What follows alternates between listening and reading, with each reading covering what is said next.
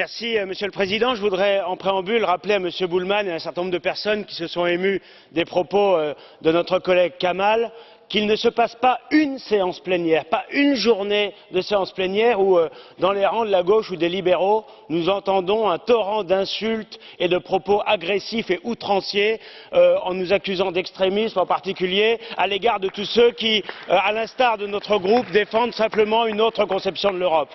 Nous sommes, nous, partisans de la liberté, et notamment de la liberté d'expression. Vous ne supportez pas qu'on puisse avoir une autre vision que la vôtre de la construction européenne. Le Conseil européen de la semaine dernière a traité de 3 sujets intimement liés: migration, sécurité intérieure et relations extérieures. Dans son communiqué final, il est fait référence à la directive Retour adoptée par notre Parlement en 2008.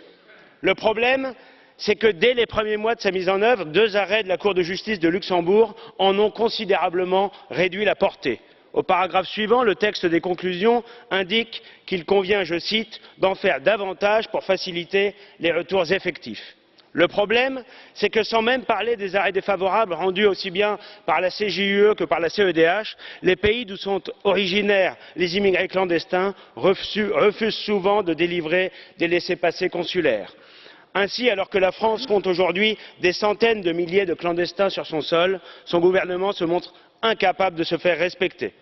Il existe bien, c'est vrai, quelques accords bilatéraux entre l'Espagne et le Maroc, par exemple, mais ils sont d'autant moins appliqués que l'Union européenne se refuse à conditionner ses aides financières à la maîtrise effective des flux migratoires.